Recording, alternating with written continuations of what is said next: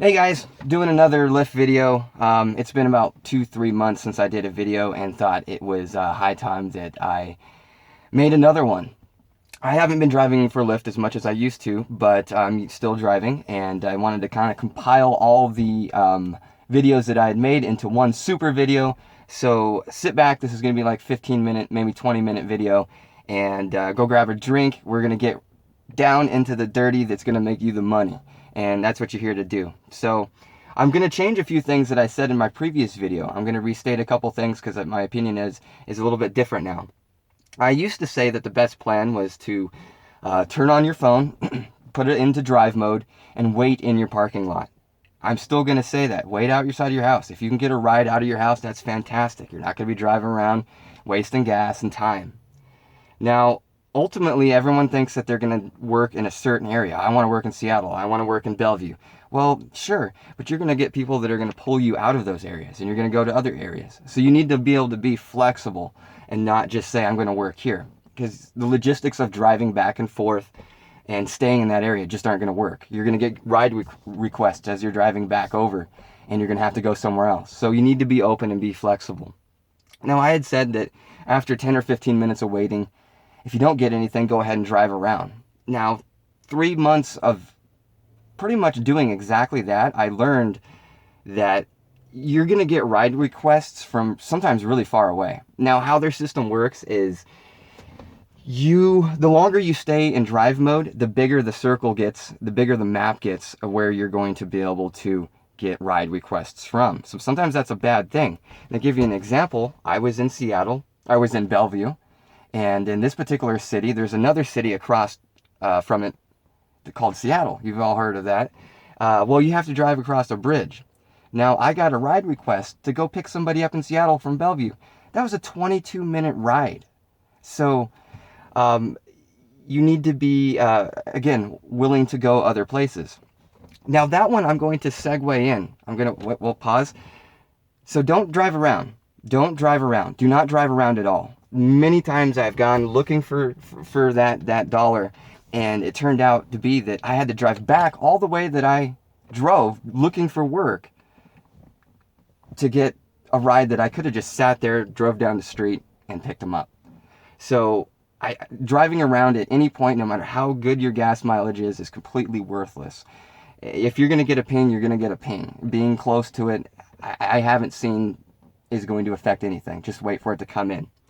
Now, as I said, I want to segue into the next thing is don't be afraid to reject a ride. A lot of times you're going to get rides that are too far away. For example, the one I just gave you. It wanted me to cross and go from city to city.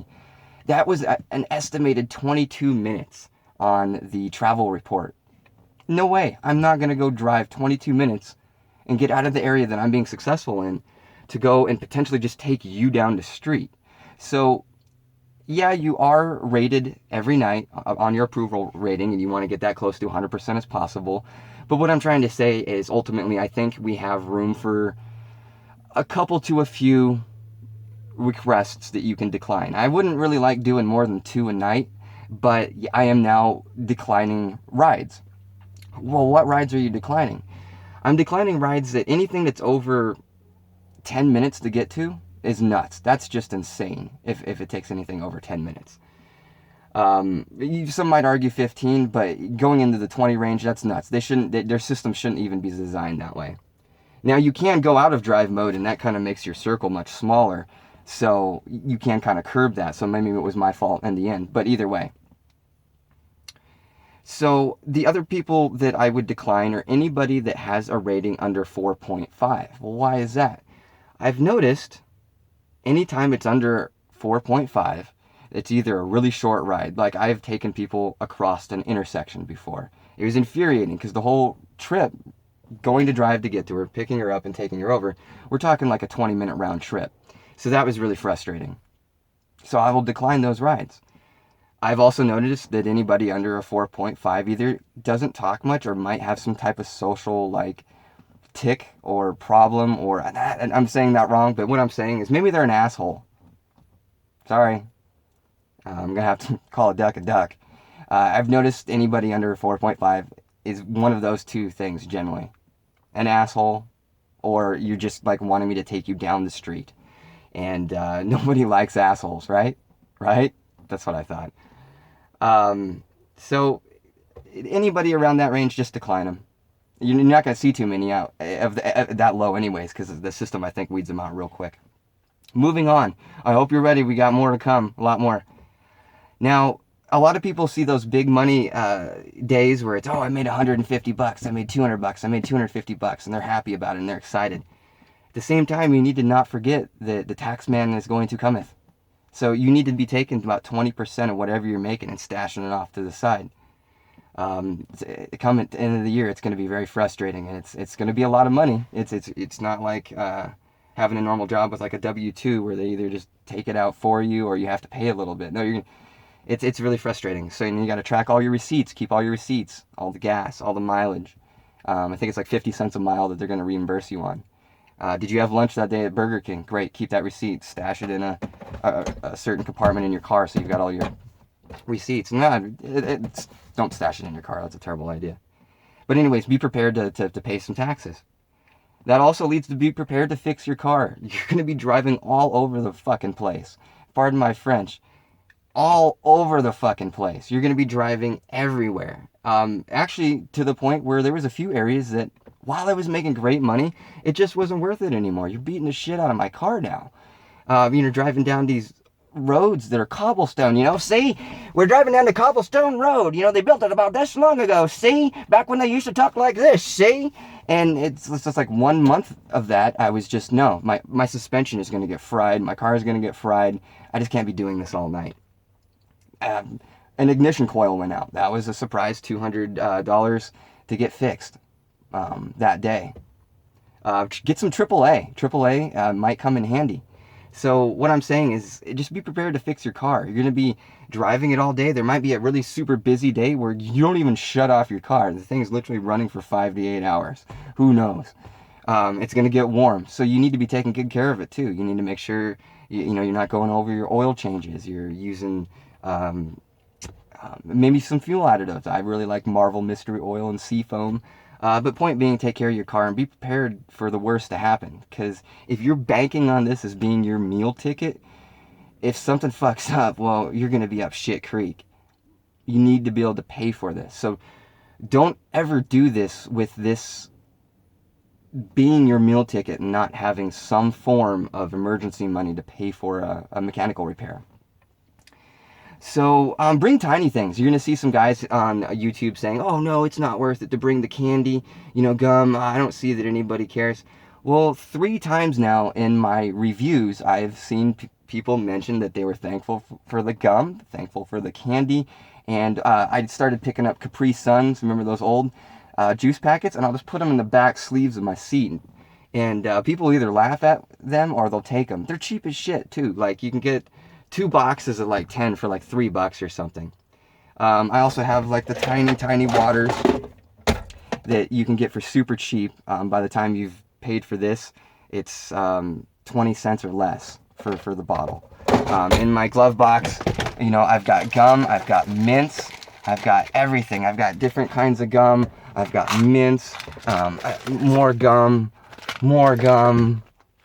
And then I've got Smarties. This thing is just chock full of Dum-Dums. And sometimes I'll have some other candies to put in there. And it's a nice offering. They like the offer. Even if they don't take it, wow, thanks for offering. Not everybody offers me this. Now let's say they did take it. So somebody comes in. This guy takes my water. This guy takes a Smartie. He takes a gum. Fuck it. He takes a Capri Sun too. I'm not even out 50 cents. So if you can't afford 50 cents per ride, you shouldn't be doing this. And in the long spectrum of how much you're going to make per ride, it's not going to hurt. Everybody could take one of these and it's not going to hurt. That being said, as you're only going to see maybe 3 out of 10 people take an actual drink, take a piece of gum. Not everybody's taking it. Maybe the bar crowd might, but as I said, everybody could take one and it still is really not going to affect you. By the time you've priced out how much these actually cost to buy them in bulk and to share them with your customers, and it's nothing. It's not even 50 cents. And so that being said, bring water. It doesn't hurt anything. It does affect your reviews. And unless you have a perfect 5-star rating, you can't say it doesn't. You can't. You can't. You can't. Moving on. Fancy phone chargers. Fuck them. Nobody needs them. I've had like 2 people asking over 150 rides. Nobody cares. Nobody cares. Both the people that asked were Barbies. I don't know if you know what a Barbie is, but you can look it up. They weren't really disappointed either. Everything else was good, so I didn't have the phone charger. Oh well. As I said before, I'm not about to go out and drop $40 on a phone charger just so it can be used maybe once or twice. Some other people's experience may be different. Sure, they might be getting asked way more frequently. Maybe the college crowd, which I try to avoid, asks for them way more. So you're gonna have to work with that on your own, but it's not hurting me any. Maybe it is. I don't have a perfect 5-star rating, so I've only got a 4.97. So maybe those 2 really killed me. But I'm not gonna worry about it, not for the price that those things are and the mess they make. Don't be afraid. Moving along. Clean your car. Have a nice clean car. Don't have shit all over the place. I'm also a Lyft mentor, and you'd be surprised what these cars look like when people show up to take me for a ride. They've got stuff all over the floor. They've got bits of food all over their dash and console, bits of themselves. You know, like, did you even vacuum this out? People see that. Shake out your mats before you start the day. Make sure you got a nice washed car. You need to be at least washing it once a week. But make sure it's nice and clean. Make sure it smells good. You might not notice it, but your car might smell like shit. You might have a funny smell. Don't put on, tons of deodorant and stuff like that, so they have to smell your shitty Axe spray. But you know what people love? They love these things. They're strawberry trees. You can pick them up really cheap. I get like 4 of them. I open up about 2 at a time, and I don't take them out of the car. I just keep stuffing them under the seats. And this place smells, between the gum and the candy and stuff, it smells delicious in here, and people comment it all the time. And chicks love this stuff. 50, 60, 70% of all the women that ride in my car have to comment on how good it smells in my car. So make it smell good. It comes off. It's going to affect your ratings. The unlimited car wash, it's not worth it. You're going to see some people say, oh yeah, that $20 a month, it's totally great. Yeah, I love it. Well, this is Washington State up here. So that means when the sun comes out, everybody wants to wash their car. You drive by the car wash up here that offers it, and it's just lines of people. So unless you want to start with a 30-minute wait to wash your car every day, I don't recommend it. Also, I don't recommend washing your car every day if it's touching your car. I'm a big proprietor to hand washing your car. The machines, they put big streaks and swirls. Sometimes they do a terrible job and leave films. If you can, just wash your car yourself. It's really the best way to do it. But as I said, the unlimited car wash is not going to be worth it. Don't just get discouraged. A lot of people get discouraged right out the gate. I did my first day. It's been 30 minutes. How come I don't have a ride yet? How come I'm not so busy? Calm down. You have to realize if you're putting in 5 to 8 hours, you might only have 5 or 8 trips. You might have around 10. You're not going to be, if you can do 2 an hour, you're doing great. You might do 1 an hour, but some of those might be paying you so much that it equaled out.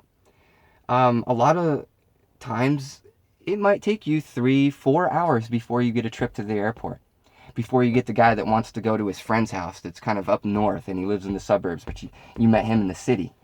Well, these rides are anywhere from $35, $45.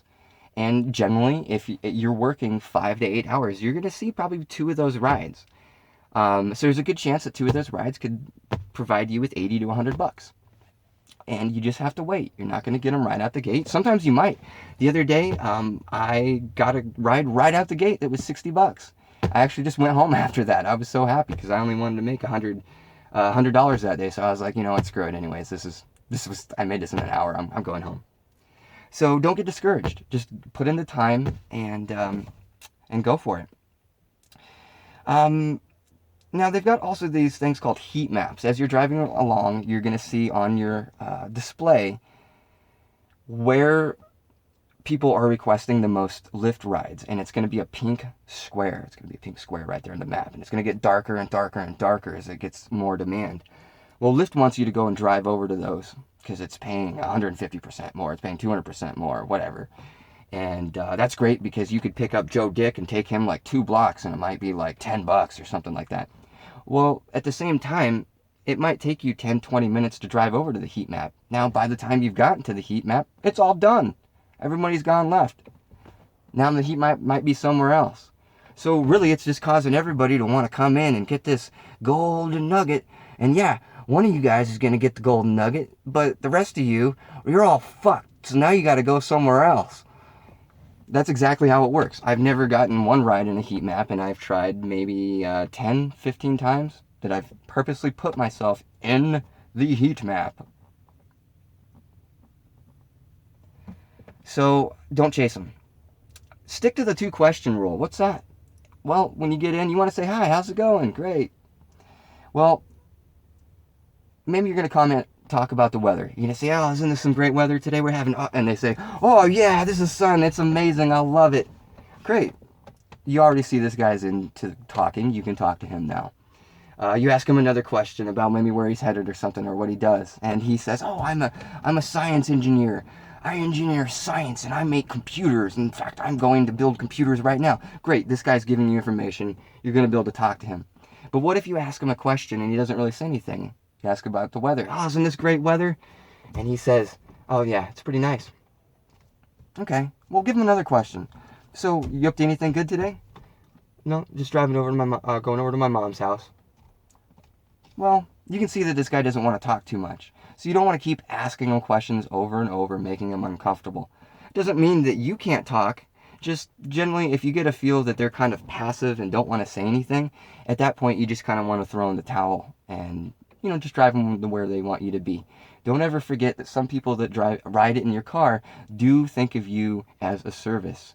They might make a ton of money and look at you as just, like I said, service labor. He's a peon taking me to where I need to go. And that's happened a few dozen times. Just depends on who you have in your car. So don't get too mouthy. I have a hard time with that. Use the 2-question rule and just, try to put a feel out for if they want to talk or not. City versus suburbs. Where should you be? Should I be in the city taking people around that don't have cars? Or should I be in the suburbs trying to get those long rides into the city, into the fun areas? Well, it kind of is up to you, and I highly recommend that you spend about a week doing both. You might only have to spend 1 day doing both to get a good feel for how this is all going to go down. If you're in the suburbs, you're going to get fewer rides, but they're going to be more money. You might get people coming from, the city to suburbs. That's going to cost $20, maybe to get to the entertainment areas. Maybe you're taking them back home from the entertainment areas, and that's going to be $20 to $30. But if you're trying to always do that, like I said earlier, and like the first thing I mentioned, it's not going to work. You can never really just stay in one area because you're always going to have somebody pulling you somewhere else. Sometimes, if you're in the city, though, those areas are really short, so you're just constantly bouncing around the city. But eventually, as I said, as long as you have patience, one of these rides is going to take you somewhere else, and it's going to pay you a lot more, but it's going to take up more of your time and put you in a new area. So again, be prepared to be flexible. I don't think there is any ultimate, this is the best one to do. You're going to have to find out what works for you. Here in Seattle, I'm a guy that likes to kind of almost go everywhere. Everything's too random up here. I try to stay in certain areas, but it doesn't always work out. Now, another thing that really can affect your rating is calling your passenger. I hear a lot of times that, oh, I'm so thankful that you called me. Well, why did I call him? Well, when I showed up right next to their pin, because you're going to get a little pin to arrive to on their map, where they put it. And usually that's exactly where they hit the request ride button. Well, what if you had to park across the street? What if you had to park somewhere else? What if you can't even park on that street? Give them a call, say, hey, just so you know, I can't get right next to your pin, or I'm across the street from where you parked. People are fucking stupid. Let's just put this out there. A lot of times they get out there and, why is the car not right out in front of my house? I'm across the street. Let's just prevent that from happening. Let's just give them a call, let them know where you're at, let them know that they have to go kitty corner around, do your best you can, but calling them is going to save a lot of face, as opposed to you just showing up and them having to walk around the street, walk around the block to find your pin. So you need to make it easy for them to find you. And if you can't, they're gonna see that and they're gonna put it in the rating. You got a shitty rating because you parked around the corner and they had to come find you. Or you got a good rating because you parked around the corner and actually gave them a call and say, hey, I'm around the corner. Also, to add on to that, if you've waited longer than 3 minutes, this is going to save your ass a few times too. If you have waited longer than 3 minutes, you can cancel the ride. You have to have called the customer though. So it's arrive, wait 3 minutes, call customer. Now, even if they pick up the phone, you can still cancel the ride. And one time, when he picked up the phone, I was like, there's no way I'm fucking picking this dude up. He's toe up. He's drunk off his ass. Canceled that shit and took off. So I'm not dealing with somebody that can barely speak. Now, maybe they don't pick up the phone. Cancel the ride. Now, why you do this is you get $5 for at least wasting your time to come out there. And a lot of times, those ones that take over 3 minutes to get out the door, and sometimes it gets a little sketchy if you gotta wait like 5 minutes and stuff. They're still talking to the guys in the club. They're still hanging out and partying and stuff, and they're not gonna take what you're doing seriously. So it's a pain in the ass. Now, if you make a wrong turn, you need to end the ride, in my opinion. Now, what do I mean by a wrong turn? I mean a wrong turn that, let's say you're almost to your destination. You're 2 minutes from the destination, and you take the wrong exit, and it sets you back 5 to 10 minutes and maybe another 10 or 15 miles. Now, at this point, you just fucked up, so you need to save some face. Otherwise, they're going to give you a terrible, terrible rating. So you need to end the ride right there. End the ride. Do the little rating thing, give them 5 stars, they can see you doing it, and get out of drive mode. That way you don't get any new ride requests while you're driving back to where you made a mistake. So, again, I've made a mistake. Get out of drive mode, tell them, hey, I just made a mistake. I'm going to go ahead and turn around and take you back there, just so you know. I've ended the ride, so I'm not adding any additional miles onto the ride fare. That's going to save a lot of face on your part. So eventually you're going to screw up or something. So don't be afraid to end that ride. But just make sure that when you end the ride, you've gone out of drive mode completely. That way you're not getting any new ride requests that you're going to have to cancel because you're now backtracking for this. I think that makes sense. Now, drive late, expect drunks. If you drive past 11 o'clock, people are going to get hammered. And as I've said, they're not the most fun people to take home. And they also rate you lower. My cutoff point personally is an 11 o'clock. And the last guy you want to take home is the dude that's been told, hey dude, the fucking bar is closing. You need to go home now. Like he's no fun to take home ever. People do puke in cars. People do puke in cars and try to roll down your window and then it goes down the side of your car. Cleaning that out, it's a lot of money. It's $250, $300. And from what I've heard, Lyft is not always as responsive as they can be reimbursing people for that. Up front, I carry actually a bag right up here, so in case I need to throw them a barf bag, I can. I also have barf bags in all the lines of the seats. Nobody's fucking puking in this car. Well, hopefully not. So, if you're going to drive late, like I said, expect the drunks. Yes, you can stay very busy all night long taking drunk people home, but at the same time, it probably is going to affect your ratings, and you're going to have to deal with people that you just don't want to deal with. We're almost done here. Actually, you know what? That is it. I ended it with don't pick up drunks. So anyways, I hope you are having success. I hope my previous videos have helped you. At any time, if you want me to make any videos on anything at all, please let me know, and I will do my best to crank out another video. Again, I hope you have all the success in the world, make lots of money, and I send you much love, and good luck. I hope this helps. Make tons of cash!